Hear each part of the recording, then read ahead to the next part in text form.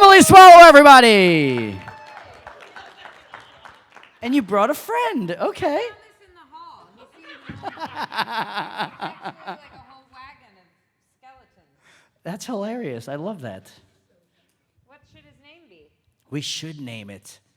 Or maybe he should have no name, like the armorer. Just the... The armorer's name is Pam. Pam? Oh, is that your headcanon name for the armorer? Yep, I've decided. I love that. Hi, guys.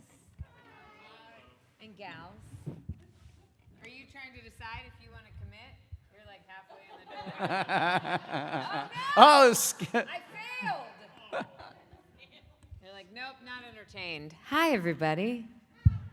Oh, here we so go. nice to see you here in Richmond.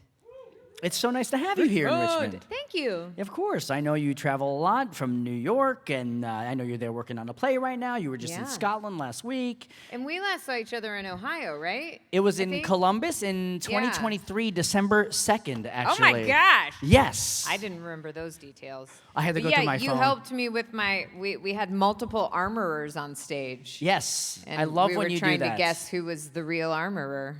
Yeah, and I always love that how you always you come out in full garb and you like to wear the armor thing. And that was a fun game that we played, and people got to guess who Emily was, or they didn't even know who you were. Yeah. Yeah, that was a lot of fun. I feel like I remember that we were hoping people would be more fooled, and they kind of pointed me out right away, which I guess is good.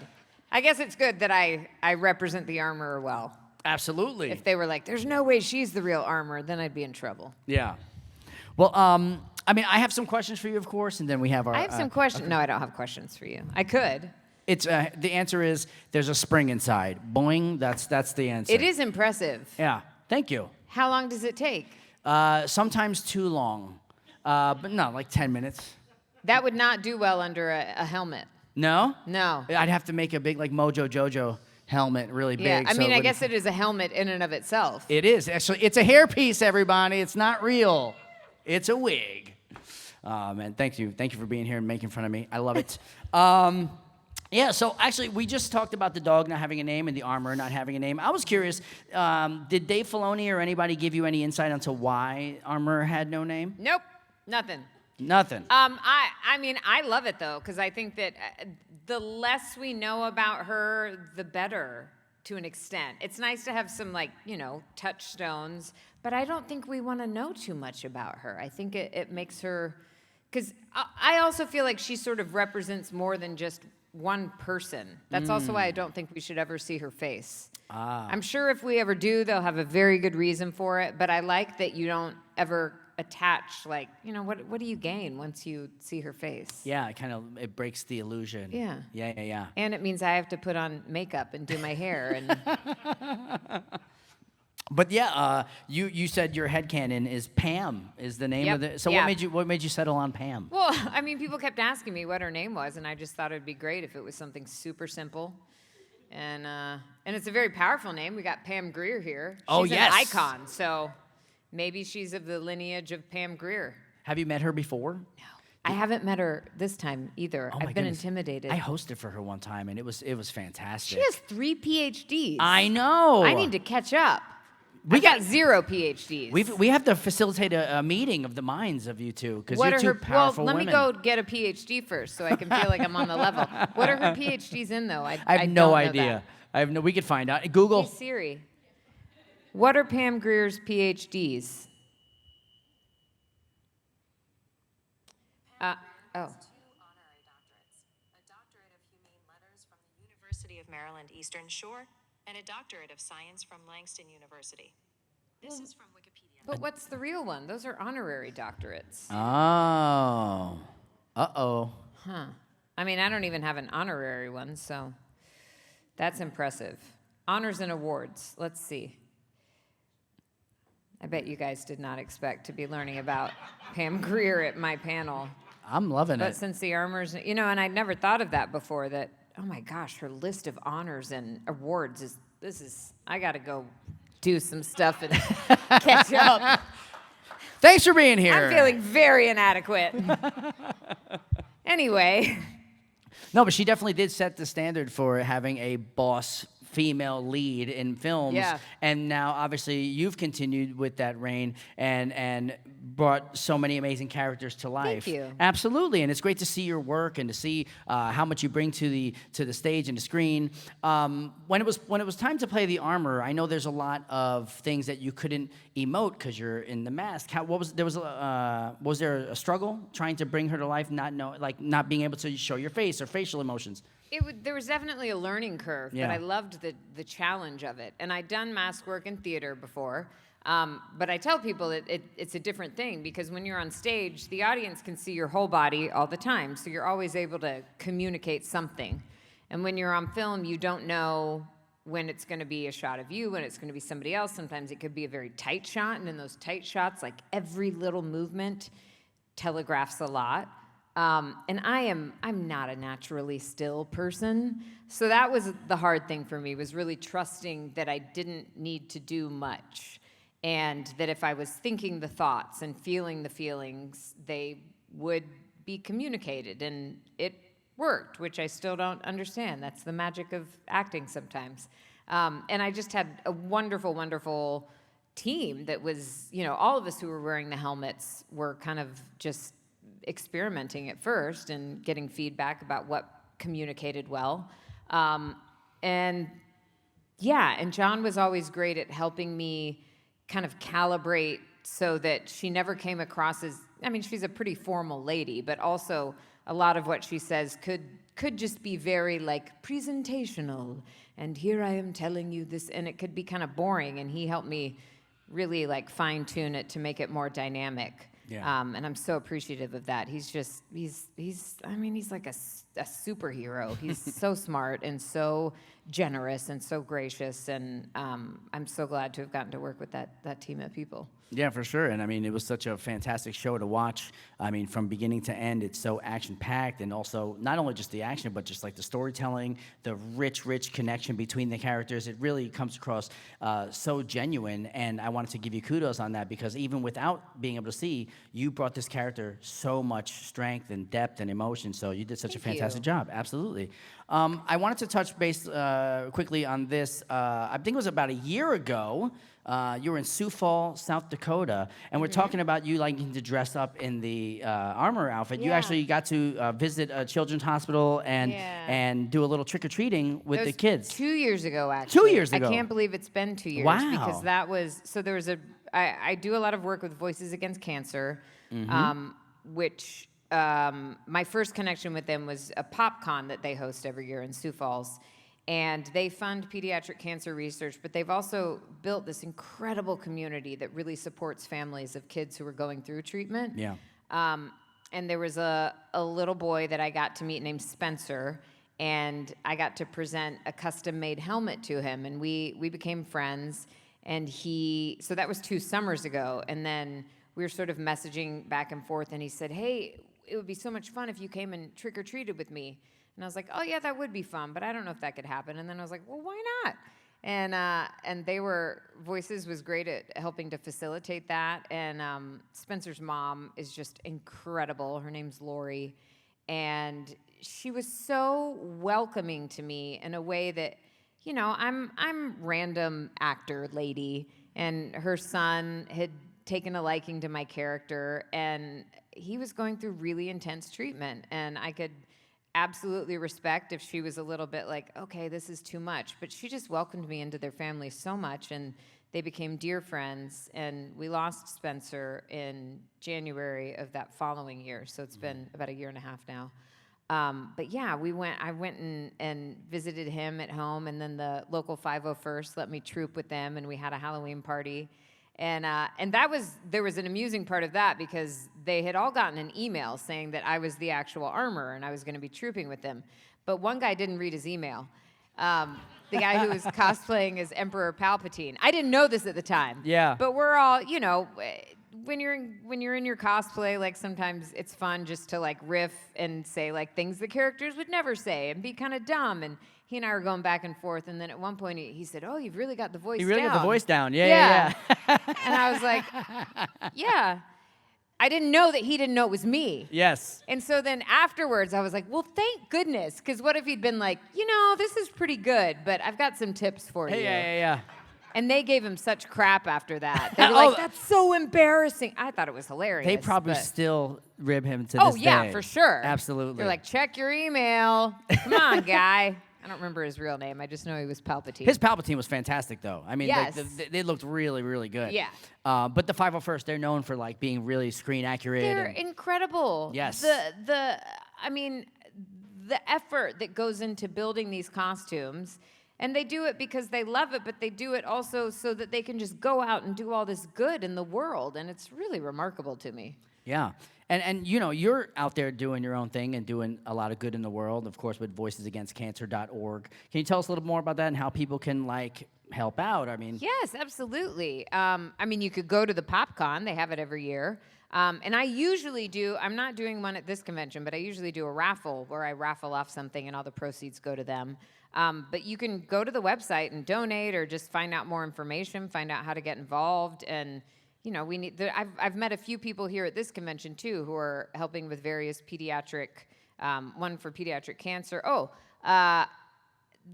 Red 5 Toys and Collectibles has a booth here, and I signed a helmet for them, and they're going to be raffling that off online, and the proceeds for that are going to go to Voices, because Brian, who runs that, is a cancer survivor, so that's something important to him. And I'm so grateful that that there are so many people who are so willing to contribute. We all come to these conventions because we love these stories, we love the community, and people are so willing to help out in a really active way like that, and it's very much appreciated. So thank you to all of you. yeah. And thank you for being such an advocate for that. I'm happy to. Yeah. You've spoken in depth in the past about how, as an actor, you probably go on about 100 auditions a year, and you probably only book about 2 of them. Yep. Can you talk a little bit about your resilience and what it takes to make it in this industry, and how you manage and navigate I'm still working on that. It's hard. It's hard, and I feel so grateful that I do. There's so many incredible actors, and not everyone, even if they work a lot, they're not many actors get to be on shows that have really supportive fandoms. And these conventions, they are paying my mortgage right now, because I've not done, I'm doing a play, but secret plays don't pay much money at all. And so I'm so glad that I can do this, because it is, I think you have this idea when you first start that it's going to be a struggle at first, and then you're going to make it, and it's going to be great.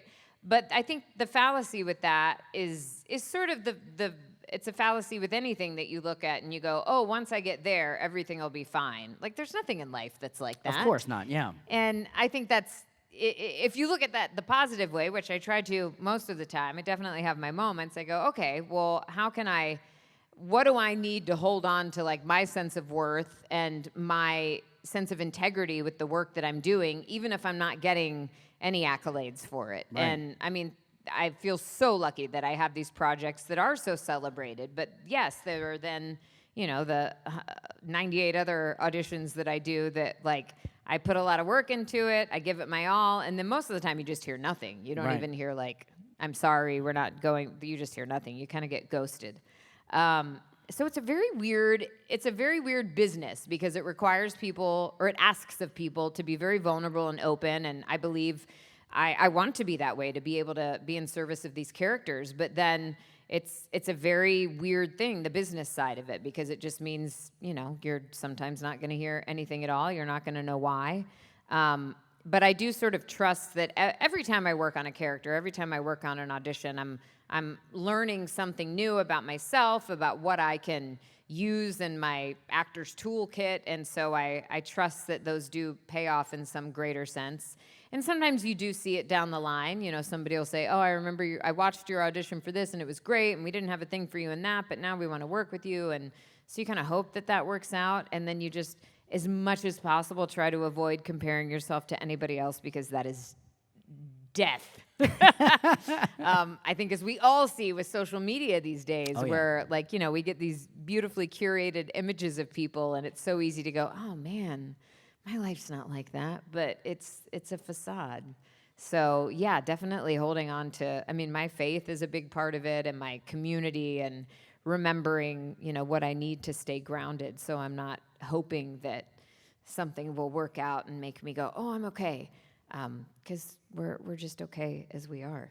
Yeah, you mentioned staying grounded, and it's important in life to have a work and also just a balance between work and then what we do outside of work to just like ease our mind or just like to relax.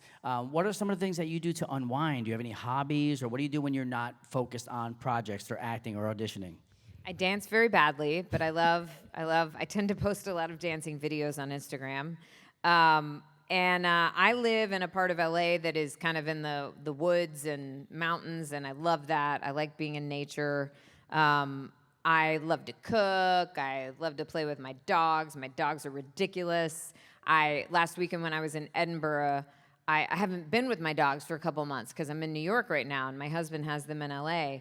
And I found a pug cafe in Edinburgh, and I got to be like just tackled by piles of pugs, and that made me pretty happy. I love pugs. I used to have one. She was the cutest thing. Yeah? Yeah, Stormy the pug. Stormy. Stormy. What a dramatic name for a pug. Yeah, we named her after the Dark and Stormy, which is like the national yeah. drink of Bermuda or something like that, or Bahamas or something like that. Okay. And she was so cool. But she lost an eye, and she also broke her leg, so she was a pirate pug. Yes. Yes.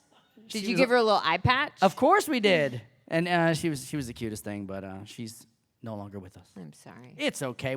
She had a wonderful life. Yeah. Yeah, she lived 13 long, amazing years. That is a good life. For a pug, yeah, of course, because Yeah. they have like a shorter lifespan. Don't say that to me. What kind of dogs do you have? You have pugs? I How have many? a pug pit bull mix. Oh, wow. He's ridiculous because he's like, he thinks he's a big tough guy, but he's the biggest scaredy cat in the world, and he's like a 40-pound pug is what he looks like. It's a big pug. Yeah. What's his name? His name is Arthur Miller. Okay. We have Norma Jean and Arthur Miller, and Norma Jean for Marilyn Monroe, and when we got her first, and we knew if we got another dog, we'd have to name it after one of Marilyn's contemporaries. So when we rescued him, and he was a puppy, and they told us that they thought he was probably pug and Boston Terrier, and he just kept getting bigger and bigger and bigger. So I did one of those doggy DNA tests, which is so bizarre that you can do that. It is. And it said he was part pit bull, so that explains why he is so large now. But he is appropriately obsessed with Norma Jean. That seems to be on brand. And we were going back and forth because when we got him, we said, okay, we need a boy name. We should name him after one of Marilyn's husbands. And it came down to Joe DiMaggio or Arthur Miller. And we just thought Arthur Miller was more ridiculous for a dog and a fun name to like shout out at the dog run. Yeah. Yeah. So you're living in New York now while you're Mm-hmm. working on this play. Do you feel like it's a break from the normal pace of LA, or like what do you like about New York the most? I started acting in New York, so Oh, wow. it feels like home to me in many ways, because that's sort of where I was a fledgling actor, and I still am. I'm loving working with people. I mean, Michael Urie is the lead in our show, and he and I did this like sketch comedy thing together, way off Broadway, like 20 years ago, which is crazy to me. So it's really great to kind of feel like I'm coming back to my roots in some ways. I love New York. I'm glad I don't live there full time anymore because I think that is more my natural rhythm. So when I'm in that, I'm just like, I'm wired all the time. Oh, yeah. But I love the pace of the city in increments. And I do love about that place, unlike LA, or maybe any other, well, no, not any other city, but I love that because you walk so much, you take public transportation, you're constantly around other people who are doing such a wide variety of other things than what you do. And it's grounding in a way, I think, because you're not just around, like in LA, you drive everywhere, so you tend to like drive somewhere and then you're with the people you know, and you drive somewhere and you're with other people you know, and it can be easier to kind of be in a bubble. And I just love that New York is such a place of like promise and excitement. And, Oh, yeah. And it's also exhausting. Like, I very much appreciate in LA having a car for my groceries instead of like being at Trader Joe's and going, okay, how much can I carry? How many blocks am I walking? Yeah. Is it going to start raining? Like stupid little things Of like course. that. That you don't think about in LA, yeah. Yeah. And when I was younger, I was like, oh, it's so exciting. And now I'm like, oh, that makes me tired. Give me an Uber. Yeah. Please. This is fantastic. I want to continue this conversation forever and ever. However, this is a Q&A, and we're It going to talk is. about all the shows you've been in, Supernatural and Mandalorian. didn't even and we talk have a about microphone over Supernatural. here. If anyone has a question, somebody has to break the ice. Go on, step on up to the mic. Don't be shy. And then we'll get it rolling. There we go. Step on up and let us know Yay. what's your name and what's your question. I'm Mike. Hi, so Mike. I'm a big Supernatural fan. So I was kind of curious. Were you sad when Amara didn't fight God? Like she just kind of surrendered. I did not enjoy that she just got absorbed into him. However, I really appreciated, especially considering where she started, where she was pretty angry at everybody. I love that she was willing to take a chance at the end, take a chance on humanity, take a chance on opening herself up and being vulnerable. It didn't go so well for her, but I don't think I would change that choice. I hope, there's been so much speculation about whether or not there's going to be more of the show. I honestly don't know, but I would love to come back and give her something more than what happened. And I also thought, Rob and I, we joked around about it a lot. We thought if Chuck was going to absorb her, then I think like Rob should have had like half of him with long brown hair and a black dress, and then the other half is Chuck, and then he should have had to like go back and forth between the two of them, because that would have been pretty entertaining. Thank you. Thanks. Thanks for your question. Hey. Hi, I'm Matthew. My question is actually, my wife and I are both teachers, and Thank you for doing that. Well, thank you. We were just talking. What subject or maybe what role in the school would the armorer play? Oh. Well, she would teach shop, obviously, or philosophy, maybe both. Or she would be like the security guard that never talks, and the kids are all like, I haven't seen her do anything mean, but I don't want to take a chance. Maybe like an AP or a principal? Yeah. Oh, yeah. Are you hiring? No, sadly not. But it would be cool to see you in schools. But anyway. What thank do you teach? I am actually an elementary school librarian. Oh, I love that. And my wife teaches high school physics. Oh, wow. Yeah. Every time, everybody says that. Yeah. I appreciate physics. I didn't do so well. I took AP physics, and I never had to use it again, and that's for the best. Well, thank you. Thank you. That's a great idea. I like the idea of the armor in school, like best car for beginners or something, and just teaching young kids how to make their first armor. Yeah. That would be so cool. I'd be down for that. Yeah, we got another Spin-off? This little spin-off. There you go. Me again.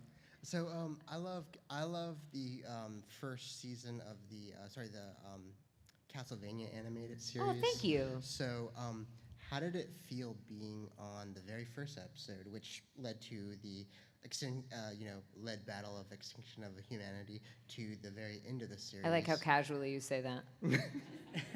To being on the very last episode too, when she gets revived, and any reveals on what happened to the two characters? Oh my gosh. Well, I thought it was so brilliant the way they set up that whole series, because it starts out and it almost felt like a rom-com between Lisa and Vlad. And you got to see this softer side of him, and you got to see that she does not suffer fools, and that she saw him for who he really was. She didn't, she wasn't fooled by his bluster and his ooh, I'm in this big castle and I'm rude and I get to be because I'm Dracula. She was like, listen, have some manners, dude. And I thought that was such a, I say to people about Amara, I say I don't condone smiting people and sucking their souls, but you can understand why she resorted to that, because you could see that she was hurt, she was misunderstood, and she didn't know how to let it out. And I feel the same way about Dracula. You could see, I don't condone massacring mass amounts of people, but you could see that he had a very real wound and that he had been treated unjustly. And so you can kind of understand, why he then went on his rampage. And I thought that was so smart of them to set it up that way, because it's so much more interesting to see people do heinous things when you understand that it kind of comes from this place of hurt. Like, I think we can all relate to that, and it humanizes it. So it's not just like, oh, that's the bad guy. I can't relate to that at all. And then I had no idea that she was going to come back at the end. And when they called me for that, that was so special. Also, because when I recorded my first few episodes, I didn't actually get to record with Graham. And I knew him because we had done a video game together. And so that helped me because I knew that he was actually like, he's a warm, lovely man. And so it was easy to, have love for Dracula. But then that last episode, we were not in the same place, but we did get to record together.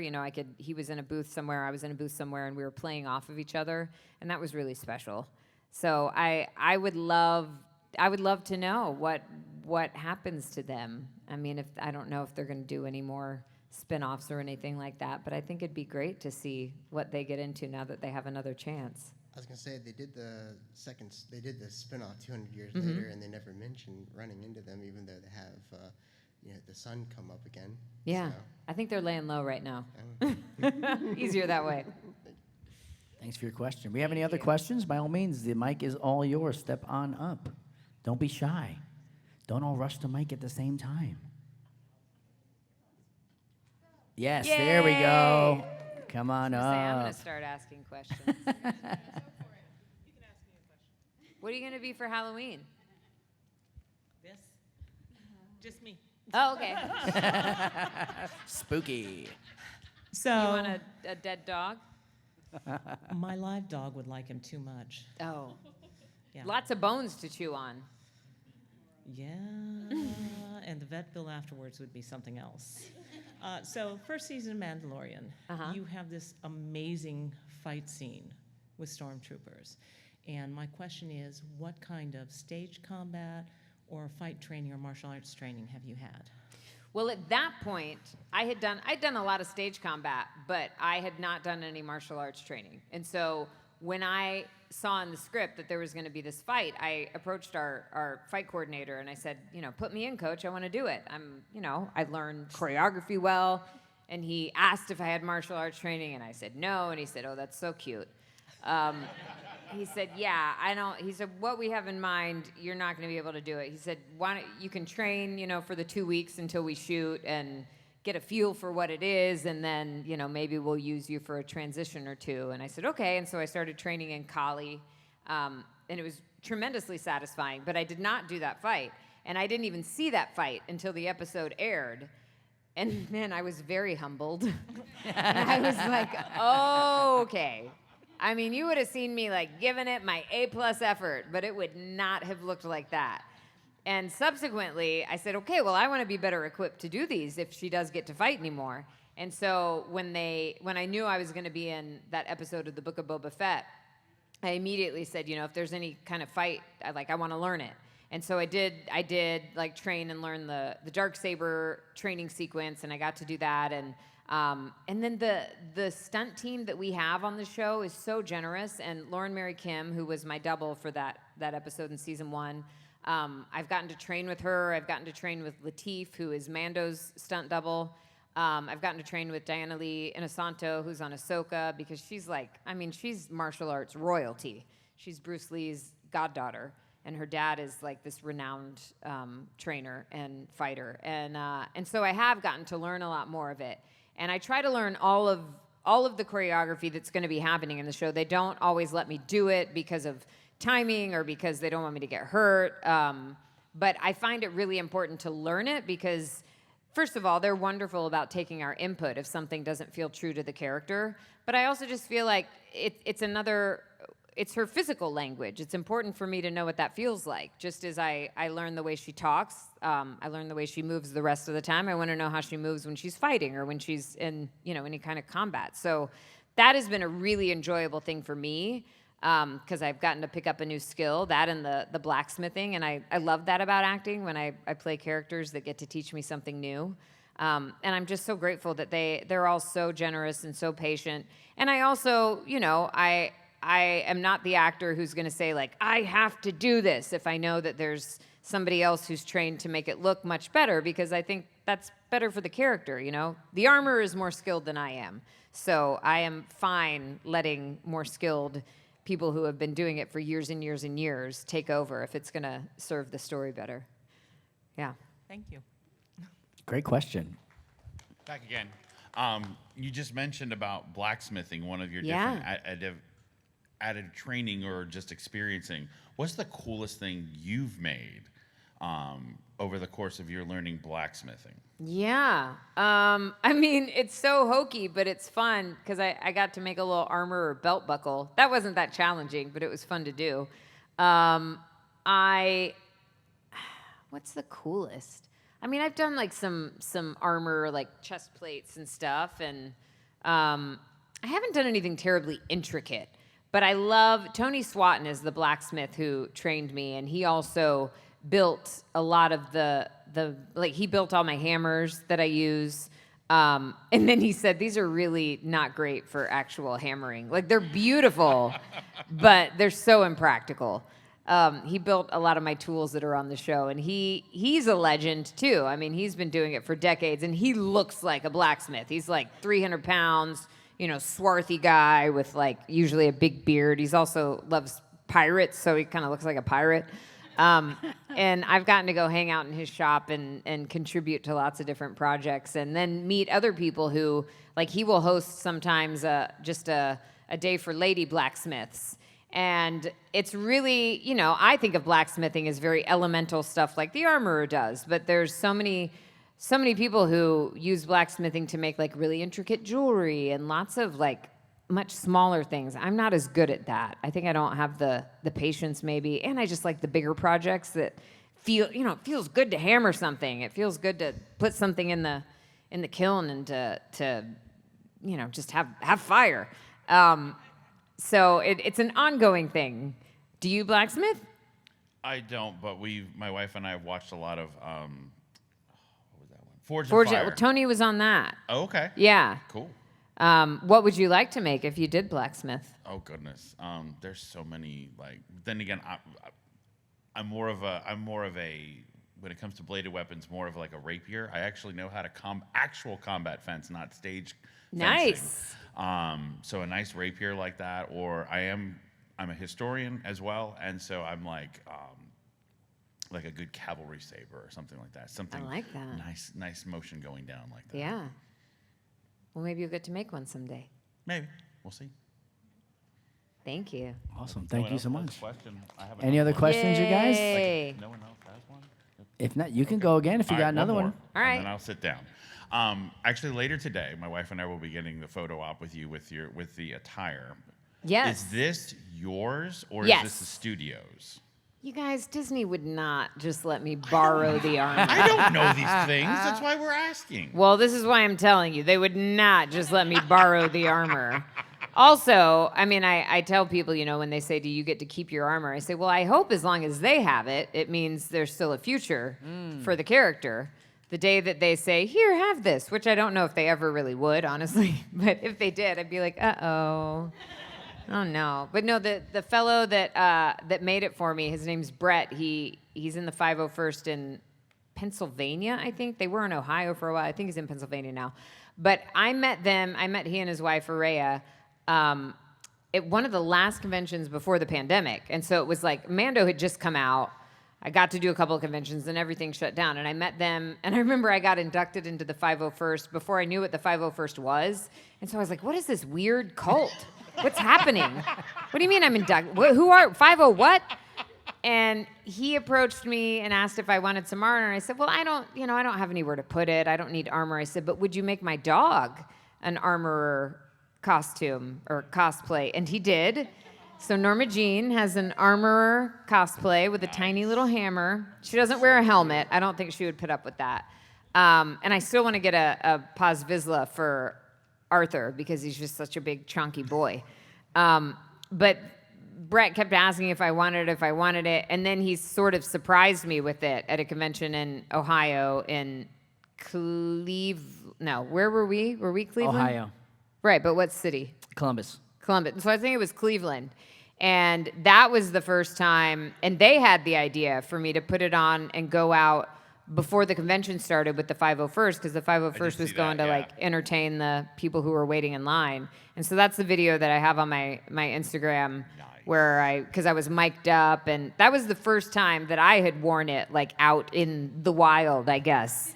So you're seeing like my genuine first time reaction to everything.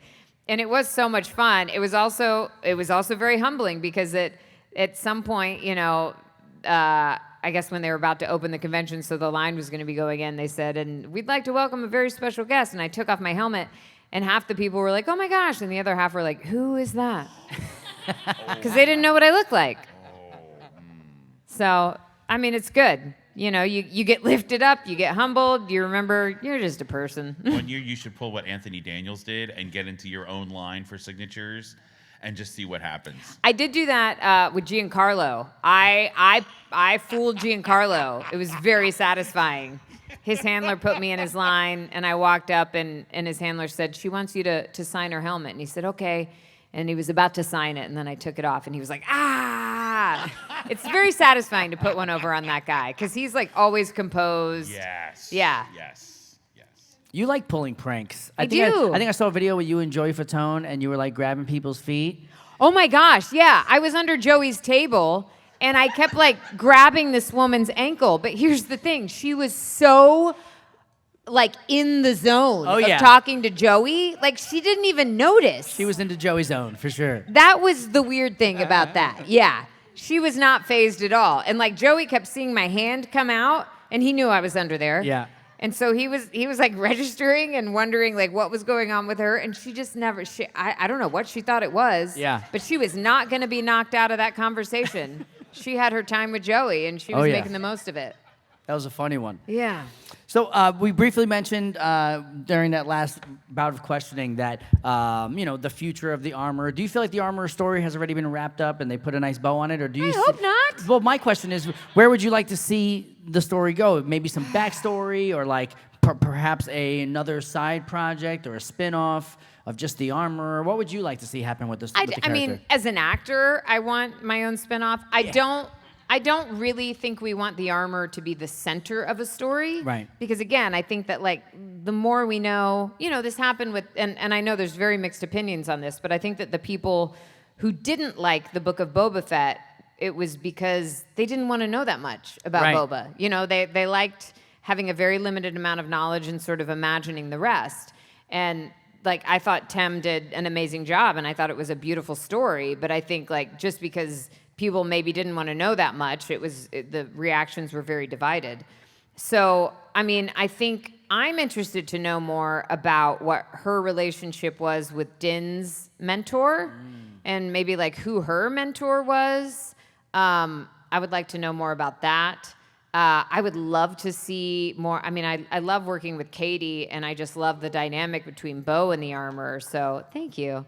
And we actually I was the guest on one of her live tapings for her podcast when we were at Rebel Scum Con, and we did an audience, we did an improv with audience suggestions. And so the premise was that we were on the planet Mandalore, where we are when you last saw us, and we wanted to know what new things the armor and Bo were doing. So we took some audience suggestions, and we learned that there is a Buc-ee's on Mandalore now. Get out of here. Katie didn't know what Buc-ee's was, so we had to educate her. There's a Buc-ee's, there's a beauty salon, because I did her hair. I gave her a new hairdo. There's a disco, there's a karaoke bar, which I've always thought was probably like a secret passion of the armors. You know, I think back in season 1 when I was just in that forge room, I liked to imagine that like a disco ball would drop down and she would have these raging parties for the What's Mandalorians. the armorer's go-to karaoke song? All by myself. Or if I had a hammer. We also, the most disturbing suggestion we got, though, because at one point, the guy who was running, and he said, and now they've walked down to the living waters, and there's something floating in the living waters. What is it? And immediately somebody goes, dead babies! So we had to go with it. So there's dead babies in the living waters, which seems strange. What else showed up? Oh, there's an HEB mart on Mandalore now. So we're getting the things that the people we're getting the conveniences that they need to Right. have a relatively normal life under their helmets. And then we've got some fun too. So I don't know. Maybe some of that's going to happen. I also had an idea. Actually, at the end of season 1, I had these posters made for everybody. An illustrator friend of mine. He imagined, you know how they used to, and some of you are probably not old enough to remember this, but it used to be like in maybe TV Guide, they would have a spread that was like, coming next season. And at that time, I was imagining like all the reality shows that would be fun with Mandalorian. So we had The Bachelorian, which I still think would be a great one, and the armorer would be the host. Yes. And instead of the rose ceremony, it would be a hammer ceremony. And she would say, do you accept this hammer? And then if the person did, they say, yeah, I'd hit that. So we've got The Bachelorian. We had, what were the other ones? That one was my favorite. And Bo in that one, you know how the car like drives up and lets out the contestants? She would like fly them in and just drop them out of her ship. We had, Bachelorian. Pimp My Ship instead of Pimp My Ride, and Pelimoto would be the host of that. Hilarious. And honestly, like, I would die happy if the armor ever got to do anything with Pelimoto, because I think that dynamic would be so awkward and so funny. I would love to see the two of them together. So we had Pimp My Ship, and then we had, it wasn't Dancing with the Stars, it was something about singing, but I don't remember what the clever title was. Oh, maybe it was The Masked Singer, I guess. There you go. Because That makes sense, That's yeah. pretty easy.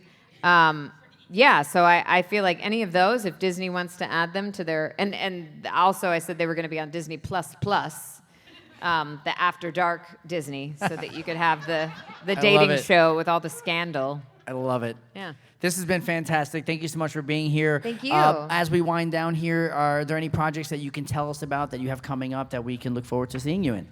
Well, I'm doing this play in New York for a couple months. It's Richard II, Shakespeare, off Broadway.